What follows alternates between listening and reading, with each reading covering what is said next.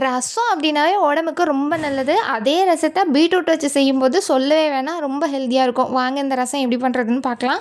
குக்கரில் ஒரு பீட்ரூட், ஒரு தக்காளிய கட் பண்ணி சேர்த்துட்டு, தண்ணி ஊத்தி மூடி போட்டு ஒரு 4 விசில் விட்டு எடுத்துக்கலாம். மிக்ஸி ஜாரில் 10 பல்லு பூண்டு, 1 ஸ்பூன் மிளகு, 1 ஸ்பூன் சீரகம், 1 ஸ்பூன் மல்லி, 3 காஞ்ச மிளகாய் சேர்த்து பல்ஸ் மோட்ல அரைச்சி எடுத்துக்கிட்டாச்சு. இப்போ அதே மிக்ஸி ஜாரில் வேக வச்ச பீட்ரூட், தக்காளிய சேர்த்துட்டு நல்லா நைஸாக அரைச்சி எடுத்துக்க போகிறோம்.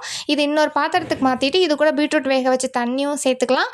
லெமன் சைஸ் புளியை நல்லா கரைச்சி அதையும் நம்ம இது கூட சேர்த்துட்டு, ரசத்துக்கு தேவையான தண்ணி சேர்த்துட்டு, 1/4 டீஸ்பூன் மஞ்சள் தூள், கொத்தமல்லி, கருவேப்பிலை சேர்த்துட்டு கையை வச்சு ஒரு தடவை நல்லா பிசைஞ்சு நல்லா மிக்ஸ் பண்ணி விட்டுக்கலாம். இப்போ இது சைடில் இருக்கட்டும். ஸ்டவ் ஆன் பண்ணி கடாயில் கொஞ்சமாக எண்ணெய் விட்டு உளுந்து, வெந்தயம், கடுகு நல்லா வெடிச்சதுக்கப்புறமா 2 காஞ்ச மிளகாயை பிச்சு போட்டு நம்ம அரைச்சி வச்ச பூண்டு பேஸ்ட்டை சேர்த்துட்டு கொஞ்சமாக பெருங்காயத்தூள் சேர்த்து ஒரு தடவை நல்லா மிக்ஸ் பண்ணி விட்டதுக்கப்புறம் நம்ம ரசக்கரைசலை இதில் சேர்த்துக்கலாம்.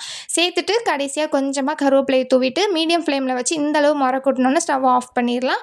இப்போ ஒரு பாத்திரத்தில் கொஞ்சமாக கல்லுப்பு சேர்த்துட்டு நம்ம ரசத்தை இதில் சேர்த்துடலாம். சூப்பராக இருக்கும் இந்த ரசம் சாதத்துக்கு. ரொம்ப ஹெல்தி. கண்டிப்பாக ட்ரை பண்ணி பாருங்கள்.